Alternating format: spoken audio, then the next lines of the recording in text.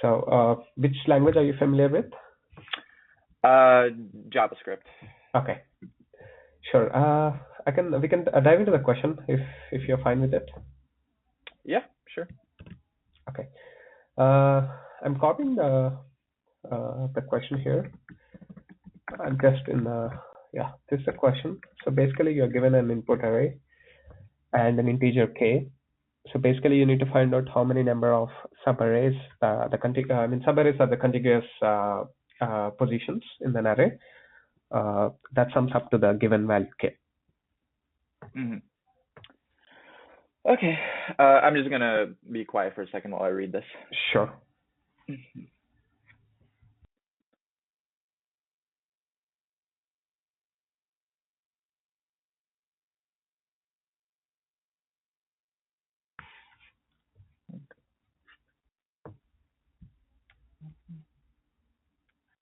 The range of numbers in the array. K is okay. Mm-hmm. So I'm just gonna write down some assumptions, and then you let me know if they're okay or sure. not. Yeah. So I assume that if the input array is empty, so if none is equal to like that, then we're just going to return 0. Yep. Okay. And if we don't find what's it called, any, then we also return 0. Yep. Okay. So I'm going to say out loud what I think a brute force solution here is, and then I think we could do better. So after I say it, please let me know if you'd like me to code it up or go move on to the better solution. So since we need to find subarrays, the brute force solution, I'm just going to write here, brute force, is going to be if we do a nested for loop that lets us check literally every single possible subarray in this problem. So in this example here, you would start at 1 and you would check, does 1 equal to 2? No. Then you would check 1, 1, that does equal to 2. So you increment some sort of counter by 1. Okay. And then you check 1, 1, 1, that's 3. So that doesn't count. Right. Then you move on to starting from the next element, which is 1. That doesn't equal to 2. So then you do 1, 1, that does equal to 2, increment the counter, and then finally you go to 1, which isn't equal. So that's the brute force solution. And in terms of running time, that's going to be an n squared solution where n is the length of the array. Right. Let's see. What is it? Running time. And then the space would be just constant, since the only thing we need to keep track of is the amount of continuous subarrays that we've seen. Right. So would you like me to code that up, or should I move on to trying to find a better solution? Yeah, I think we can do better. Let's think about maybe take 5 or 10 minutes. Think of it like a better solution. If not, I could help you by giving some hints. Right. Okay. So since we're finding continuous subarrays, my gut is currently telling me that we should maybe try out some sort of sliding window approach. So, and let's do a sliding window here. Well, let's do an example for, as we just did 1, 1, 1. I would imagine that we start off with, actually, I'm going to change this around a little bit so that it's clear what we're doing. Yep. And in this case, let's do k is equal to 5. Okay. By the way, I don't think this makes much of a difference, but are the numbers inside the let's see, Are array nums unique? Are the numbers in the array unique or no? They could be anything. No. Okay. They can have like duplicates as well. Okay, that's fine. And one more question. If, say, for example, we have 1, 2, 3, 1, 2, 3 as our array, and k is equal to 6. Okay. Would both can the continuous arrays be duplicates? So in this case, you have 1, 2, 3, which is a match, and then you have another 1, 2, 3. Would that count as 2? Yeah, those count as 2. Okay, cool. So then let's go back to our sliding window. I'm just going to write assumptions. Sorry.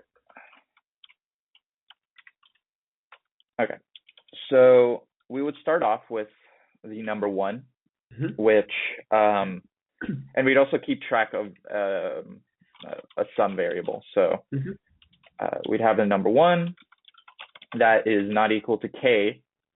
So we need to expand our window. Right. So then our window becomes 1, 2, and now our sum is 3. That still isn't it. So we expand our window. Now our sum is going to be 6. Now, since this, another question. Can we have, or actually not a question because you mentioned it here. Yeah, so we could have negative numbers. Negative values as well, yeah. Okay. So, let me think. I like your approach, like sliding windows, like you're thinking in the way, like whenever the sum is greater, you would probably like remove the elements from the head. But there could also be like a negative number right next, which could actually decrease the total sum. Right. Yeah. So let me think if that completely disqualifies the sliding window or not. Let me think. Yeah. So yeah, I think the sliding window approach looks good to me, but you should somehow do you know something about like the prefix sums? About what? Like a prefix sum. Did you say prefix sum? Yeah. No, I think this is the first time I heard about it. Okay. Yeah, just try to think in this approach. Let's say like every index you probably wants to add the current value to the previous value. So and current value to previous value. Previous value in the sense like a previous sum till that previous index. Okay, so previous sum. Yeah. Try to come up. Try to see if using that technique, maybe you could see if you can come up with a solution. Like just take one simple example. Let's like the 1, 2, 3 and k is equal to 5. See if that can be. Can you find like any solution, or is it? Can you come up with like a solution from that approach? If not, I can help you. Can you just one more time describe the prefix sum? Sure. So in your sliding window, okay, I'll just take this at the line number 62. For example, let's say we have like 1, 2, and 3. So at index 0, I mean, these are the indexes. It's 0th index, 1 index, and 2 index, right? So at 0th index, the sum will be 1. And at the 1 index, the sum will be 2 plus 1. The previous could be 3. And at the second index, the sum could be 3 plus the previous sum till now. It could be 6. Right? And these indexes will be, let's say, if you're storing somewhere around 0, 1, and 2. So, and we have the k is equal to value as here 5, right? So see if this 6 and this 5, if you subtract that value, you get 1. Do you see any relation with this one here and the subtract value there? Okay. Let me think about it. Sure. Yeah. So maybe try some one more simple example if you want, or you can use this. This one is a good example actually. Yeah. okay. Just in case, I'm gonna write out also the original example, which is 1, 1, 1. Yep. And so that would map then to 1, 2, 3. Yeah. And so let me just copy this line here. Mm-hmm. And so what was our K in the original? It was 2. 2. 2. Okay. And so the difference between this last element here and 2 is also 1, just like in our example above. So what is our relationship then with the first number? I mean, they're the same. So now I'm wondering if the mapped value at any index, if its difference with K, if any previous mapped value is the same, does that mean that we've found a continuous subarray? Yeah. So let me. Right. From that next index to the current index, the sum is basically like what you're looking for, right? Yeah. Yeah. You can take another example to try out some examples if that makes sense, and see how you can come up with a solution. Okay. Probably take like a bigger example, maybe like 4 or 5 indexes, so that you'll be clear. Oops. 4, 5. So, I mean, let's do 1, 2, 3, or yeah, let's throw in a negative number maybe. Yeah. Yeah. -3, and it could be unordered, so 0, 5. Yeah. Okay. I think the indexes, you missed a 3 over there. Probably I'll just. Oh yeah, you're right. Okay, and what should we make our sum? Yeah. Let's make our sum. Let's see.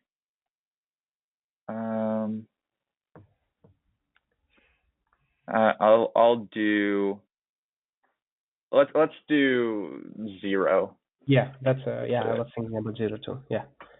Okay, so our mapping then is 1, 3, 0.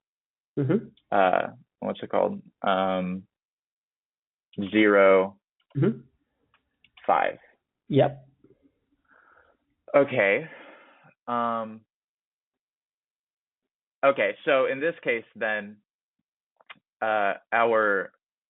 the two subarrays here that are continuous and the right answer are 1, 2, -3, and 1, 2, -3, 0, which conveniently enough in our mapped values show up as the same sum. Right. Which would make me think that so long as our mapped value equals K, that's the right answer. But I'm now thinking about how to handle the situation right here, because the 0 on its own is also a subarray, but this entire mapped value here is based on starting from the first index. Right. So let me think, what can we do about that? Because if I start making, this kind of array for every single element, that's not going to be any better than the brute force solution. Yeah. Yeah. So let me see if there's some other insight that I'm missing.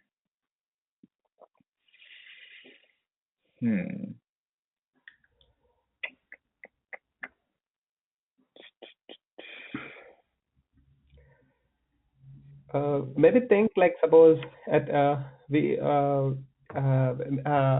let's say you have assigned a space for this array, And at every index, you try to compute this cumulative from the previous value. So you are computing that array only once for every index, and not. Okay. So one thing that I guess we could do is I'm gonna try to actually like do this example like from scratch. So right. We start at 1. Yeah. And so there's only one element, so we do 1. And 1 is not equal to 0, so let's say then that we keep going. So then we add 2, so that'll be 3. That's not. And also you should probably, as mentioned by you, like you were also trying to do some difference, right? From difference of this sum minus the k, and see if you have seen already that prefix sum before. We should do that for every index, right? So we also keep track of the difference with k. Okay, let's see what that would give us. Sure. Yeah. So the difference with k, well, in this case, it would just be the same number. Now, then my question is, the difference with the specific number or the current sum? So current sum should be good. Yeah. I mean. So then we're going on to the third number, which now we have 0, and then the difference between -3 and k is -3. Okay, so now let me think. Now that we've come across the value that is k, should we do anything with this array? Let me think.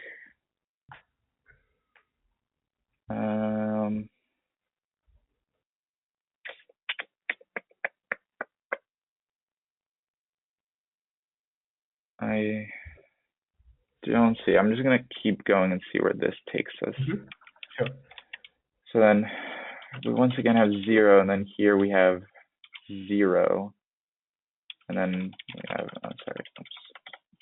and then we have 5, and then we have 5.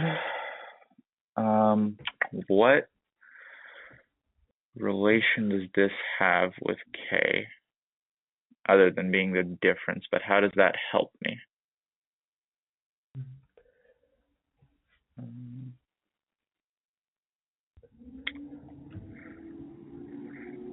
So okay, so let me help you with a simple example.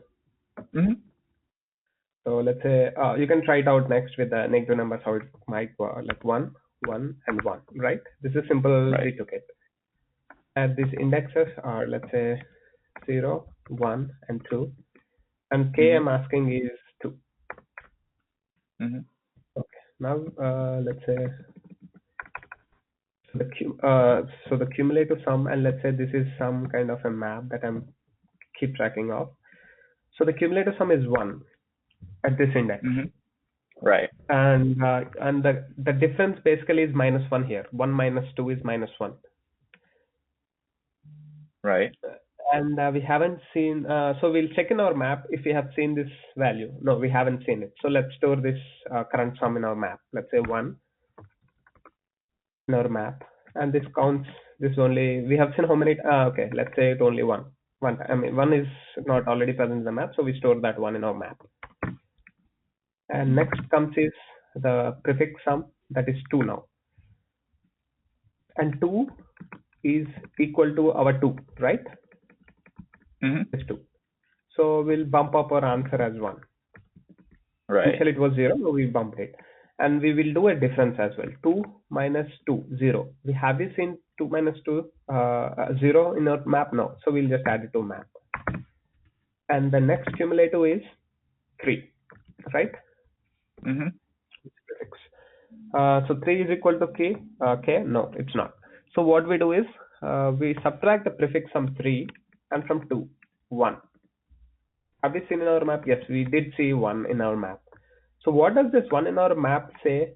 That means there was previously some point, the cumulative sum became 1. That means from that point index to the current value, the subarray sum equals our value. Can you repeat that very last part? That at Sure. some point. Sure. So the difference, basically what we do is we do diff is equal to prefix sum whatever we have subtracted minus Right. the k value. Yeah. So, and if the diff is already seen earlier, that means a point. I think that means the indexes after that 2 till now forms our sum value equal to k. Did you get this point, or I can show you? Yeah, just let me think about this part right here specifically. So so we saw 1, and then okay. So let me know if I'm understanding this correctly. Since we have already seen this 1 here, right? That means that between the point that we saw it up until now, there was a continuous subarray that added up to k. Yep, that's correct. Okay. Interesting. So, yeah. So you can take another example and see if you understood. Otherwise, we can take. I'll go over again. Okay. So let's try. What did we have? I think this one was a nice. Yeah, with negative values is definitely good to understood. Okay. So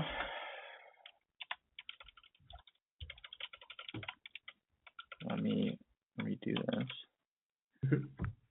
So the difference between our current sum and k, I mean, it's going to be the same.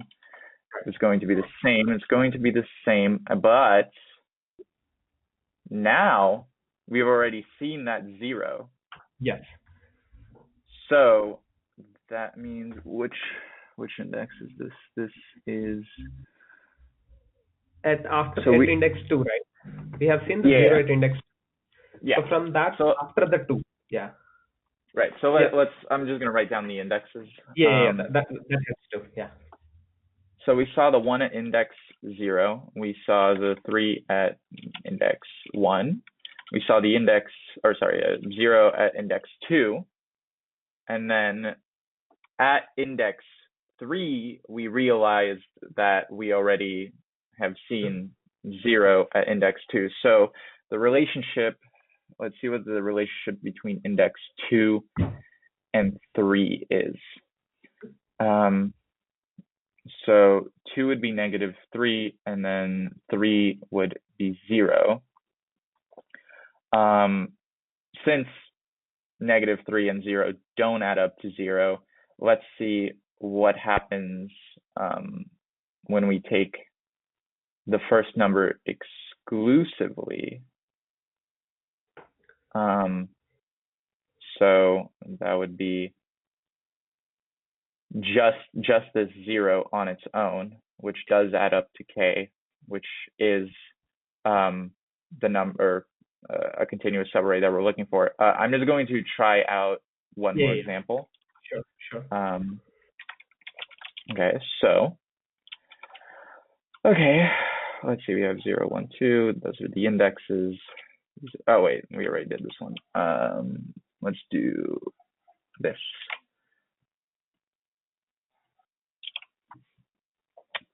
So 0, 1, 2, 1, 2, 3. Okay, we have 1, 3, 6. Okay, so the difference between 5 and 1 is 4. I also, just double checking, I noticed that in one of your examples, the difference is always the absolute value. So we're always dealing with positive numbers. It need not to be. There might be cases where you can also encounter like negative values. If array already, if all the elements in the arrays are negatives, and we are also looking for a negative k, then we are dealing with negatives. But for simplicity, for understanding, we can work out with the positive numbers, and then we can extend that. I mean, that works with negative values also, this concept. So. Okay, so 5 minus 1 is 4, 5 minus 3 is 2, and then 5 minus 6 is to negative 1. So we haven't seen any of the numbers previously, and there is only one answer in this question. Okay, so let's try adding another index. Let's do 4. Actually, in the previous example, the -1, probably you should do like a. Can you start from? I mean, not the absolute value. You should subtract from the prefix sum minus the k value. Okay. So in that case, it would be 1 minus 5, which would be -4. 3 minus 5, which is -2, and then 6 minus 5, which is 1. Actually, you should in the map you are storing the prefix sums, but you're checking the map against the diff, right? Mm-hmm. So okay, let me go over this example. So initially the prefix sum is 1, and the diff is -4. But the diff doesn't exist. So you add this sum to the map, and then the prefix sum is 3, and you do 3 minus 5 minus 2. It's not in the map. Okay, that's fine. So you add this 3 to the map. And the cumulative sum is 6, and you do a 6 minus 5, which is 1. Oh, we encountered this 1 in our prefix map. And then you increment the answer, but you also add this sum to the map. So basically, you're keeping tracking of like prefix sums in the map. And you're doing it. You're searching for the difference in the map. So that gives you if there is any continuous prefix sum with this diff value already existing. Okay, well, let me try this one more time then. I think I'm starting to get it.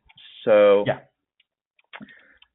so 1 minus 5 is -4. We haven't seen -4 before, so we add 1.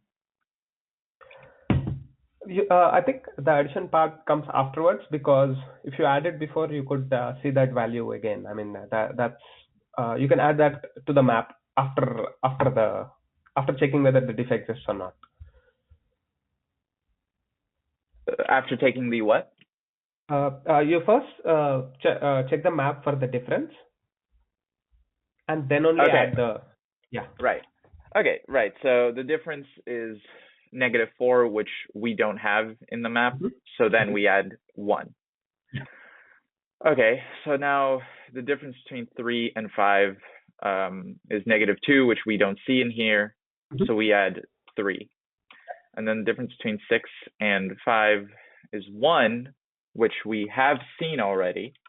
And so we increment our counter. So so our subarrays is equal to 1 then. Okay, so then let me once again do a more complicated example. Yes, but you should add to the map always. For the 6 case, you found it, but there might be another big elements which are looking for this 6 as the answer. So yeah, you should add to 6. Let's say there is another because let's say there is another 5 element here. If you didn't add this 6, if you did not add this 6 in our map, the next value will be 11, and 11 minus 5 is 6. You search against the map you search for the map for this 6 value. It doesn't exist if you didn't add to the map previously. Right. Okay. Okay. So you should add all this. Right. So this map is essentially keeping track of like restarting the array or the subarray somewhere in between. Okay. The map is storing all the prefixes. Right. Okay. As a good example. Yeah. Okay. So then let me run through this one more time then. Okay. We have the number 1. Let me get K. What was K in this example? I think it was 0. So the difference between 1 and K is just 1. That's not here yet, so we stick the number 1 in. The difference between 3 and 0 is 3. We have not seen 3 yet, so we store 3. The difference between 0 and 0 is 0. We haven't seen that yet, so we add it. Now I'm debating whether we should increment the counter yet. I'm going to hold off until I finish this example. Sure. So it's 0, and then once we have another 0 here, and that does exist in our map. So we increment our counter once. Let's say count is equal to 1, and then we don't add 0 since we've already have a 0 in here.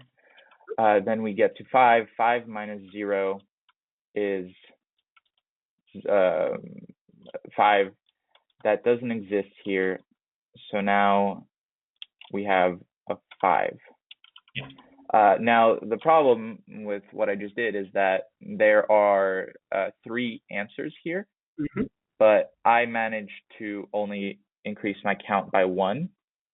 So that tells me that if we not only need to increment when we find a match, but also when our difference happens to, or when our sum adds up to K. Because in that case, yeah. Okay. So basically, you have to do it. Yeah. Okay. And also there is, you're right in both cases. When you find a match, you should increment it. When the prefix sum is equal to K, you should increment it. But there's one small case where so whenever you find a match, it could happen that here in this case the map already has a 0. In this case, it's better you store the number of times we have seen this prefix sum, because what I'm saying is, let's say, and I'll tell you an example here. Let's say 1, 2, and minus 3. There is a 0, and then there is a 1, 2, minus 3, right? Here in this case, and K is equal to 2 here. K is equal to 0 here. So by the time you reach here at the end of the array, your map, so initially you store 1, then store 3. This is the counter how many times you have seen this. This is the counter how many times you have seen this. And 0, you see only 1 time. Okay. At this index, basically at the index 2. This is how the map looks like. After the index 4, the count should become 2. Right? Because at this point, at the end, you search again for 0. You have seen 0 prefixes 2 times. I mean, the diff matches. So you should basically, when you found a match from the map, you should add how many prefixes of that match, basically. How many times you have seen that, because that's how many ways you can make the subarrays with that prefix. Did you get that point? Yeah, that makes sense. So our rules are increment when our sum adds to K, and when we've seen the prefix, and then we do this increment by num times seen. Yep, that's correct. Okay.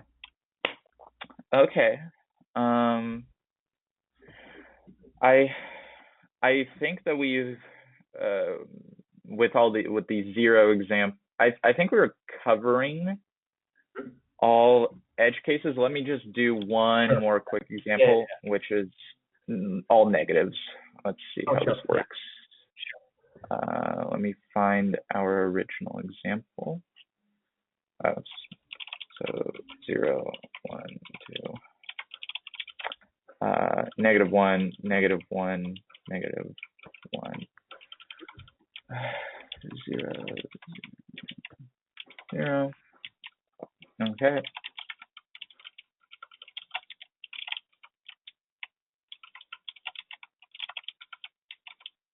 And let's say k is equal to -2. Yeah. So our sum, -1. We haven't seen -1 before, so we say, okay, -1 once. So then we go to the next one, and we have -2. -2 is a match, and so we our count gets set to 1. And then we haven't seen -2 up here yet, so then we say -2, 1. So then we get to -3. 3, yeah. And so the difference here is -1. Also, sorry, the difference here was 0 because -2 and negative. In the map, you always keep the prefix sum. Oh, right. Not the disk. Yeah. Right. My bad. Right. So -3. The difference here is -1, which we have seen before one time. Yeah. So then our count becomes 2, and that means the two subarrays are this and this. But so yeah, you put the -3 into the map. Right. Sorry, I keep missing that. So then we do -3, which we've seen once. And yeah, so I think we're covering all the cases here. We've covered positive numbers, a 0, sum, and negative numbers. Right. Should I get started on coding this? Yeah. I think we are like, we have, we'll stop at like maybe 12:55. That's okay. Okay, so in like 17 minutes. 17 minutes. Yeah, okay. Let's see, where's JavaScript? There's.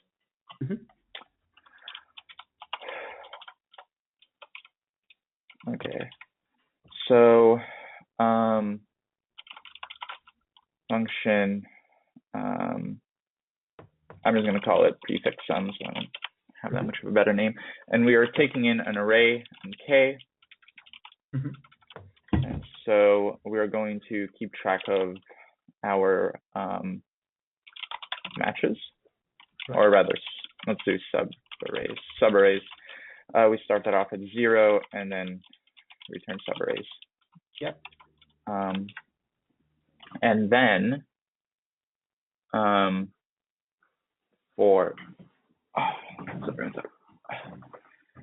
we also keep track. Actually, we don't even need to keep track. So we'll do for let I is equal to 0, I is less than array.length I plus, and let's keep track of sums, which is an array, and then we will keep track of actually it could be a const. Map. Scene. Yeah. Okay. Let's do scene, which is just an object.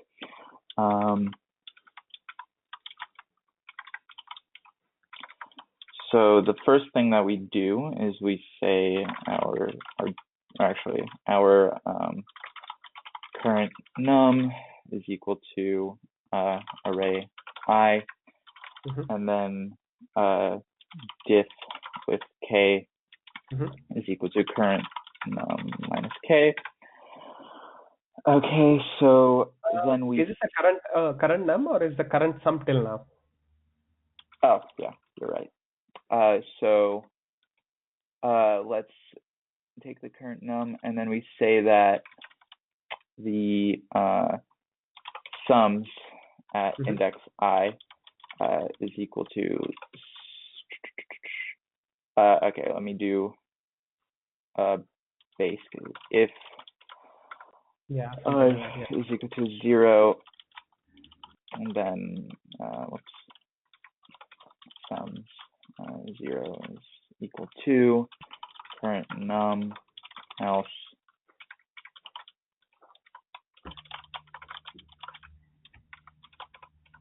sums I is equal to sums I minus 1 plus current num. And after I write this out, I'm going to try to go through an example to make sure that there's no bugs. Okay, so our sums have increased, and so I'll just say that the current sum is equal to sums I. So current sum minus k, and then we check if that already exists in scene. So if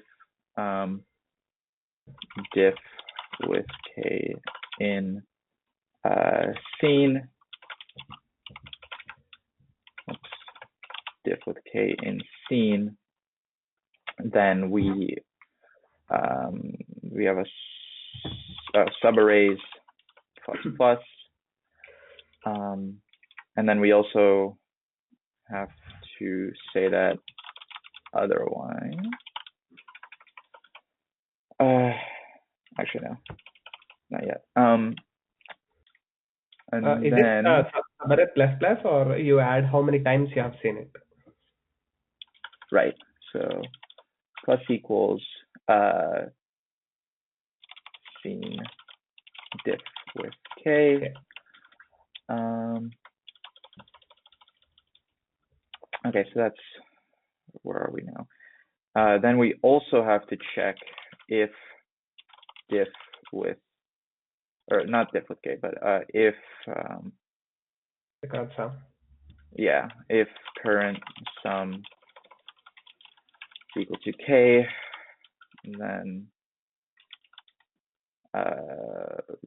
subarrays plus plus, and then we have to add either add the current number or increment it. I think we could increment it here. Wait, let me think about that. No, because this is the difference. This isn't the current value. You're right. So let's do if current, current sum in scene.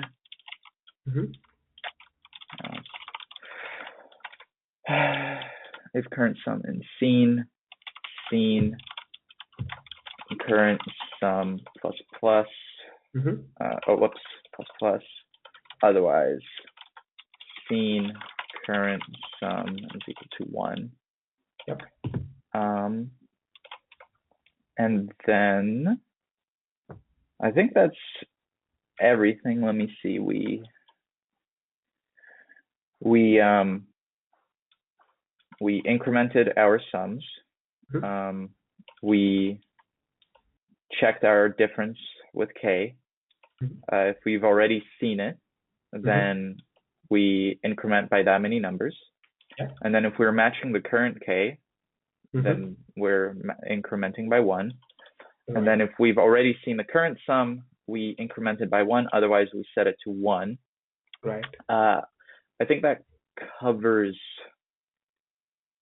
everything, because this for loop, in the case that we have an empty array, is going. The subarray will be 0. Yeah, I could add like one simple optimization. Like, what is the time complexity for this? Yes. So the time complexity, we're only iterating through the array once, and we're doing a constant amount of work inside of the loop. So let me write it out here. Time is O of n. And in terms of space, we need to keep track of our sums, and we need to keep track of a hash map. The hash map, if all the sums are unique, that would mean that our hash map's length is going to be n, and then the sums that we're keeping track of will always be n. So the what's it called? The space complexity is n. That being said, this won't be an asymptotic difference, but I don't think we actually have to keep track of an entire array for our sums, just the previous and current number. Yeah. That's what I want to like tell you. I mean, you can eliminate this the constant sum instead, then just use the current sum as just initialize this current sum as 0, just like subarrays, and just increment that with plus like something like this, and then you can do as 0. This should work. I mean, sorry, yeah, this should work, right? I mean, you can just eliminate all this sums array. Yeah. So the only difference is current sum would be a let, and then right here, it would be like this, and then we don't need sums. Right. So actually, we can do.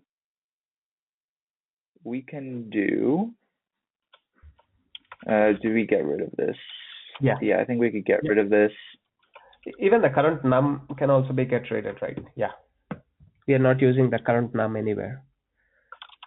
Oh yeah, you're right. So yeah, this should be good. Yeah.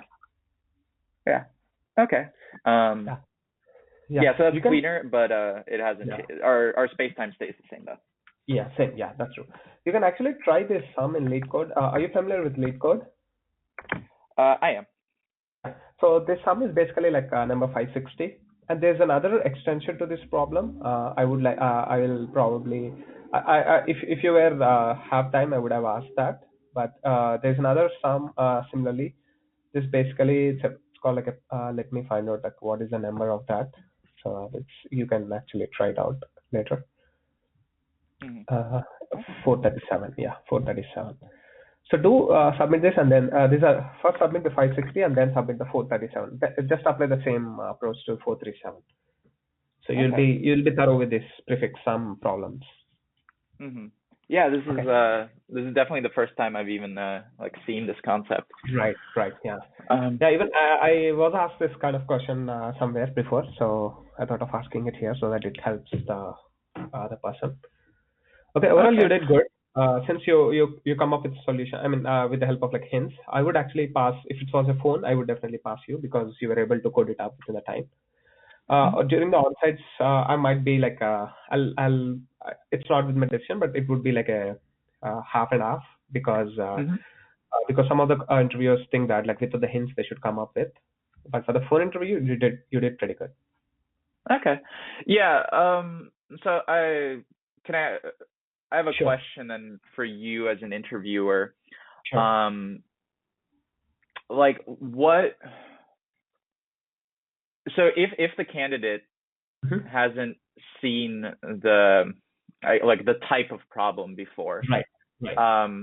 And it isn't like reliant on some very general data structure, like it's not like the candidate doesn't know what an array is. It's something closer to this. What is the expectation from the candidate in terms of like how many hints would you say is a reasonable amount for the candidate to receive without being like docked points? Right. So like in the hiring committees, they generally say like what we write it is basically like it's good if interview like if the guy who is taking the interview so in your case, like I told you the like since you are not familiar with the prefix sums, I was able to like guide you in that approach. So the interview expectee is that if he gives hints, the interview is basically trying to take his ideas and coming up with a solution. That's what expected. Okay. And in terms of like number of hints, it's better if we try to minimize it to like 3 to 4.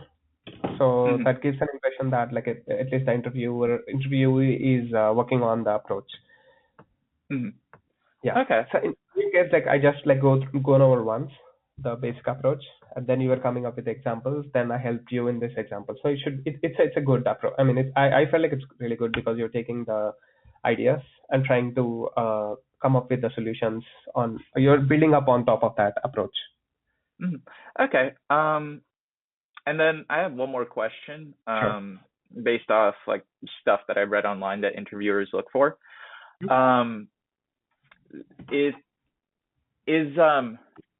Would you personally prefer, like, let's say that I have seen this problem before and at this point I have it like memorized. Right. Would you as an interviewer prefer seeing me just completely destroy the problem, or would you rather that I kind of struggle through it a little bit?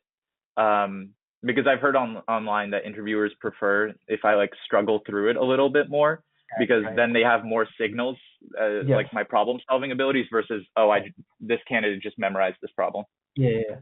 Yeah. So basically, like what generally the interviewers will be able to know whether you have already seen this problem or not. So general idea is, if you already know the problem, there are two approaches to it. Some people say like just go ahead and tell them.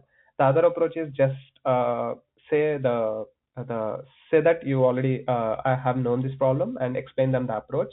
It's up to the interviewer to decide whether to change the problem or to even like continue with the same problem, because he might be thinking that, okay, he already know this concept, so like let's try to finish this up fast and try to go on like a much like a harder problem next.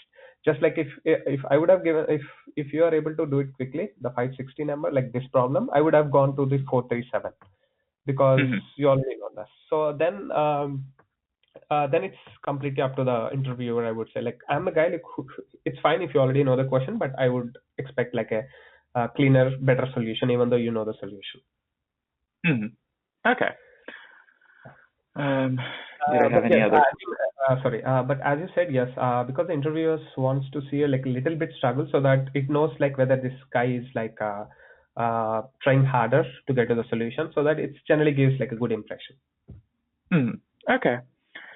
Did I have any other questions? Yeah. I think that's it.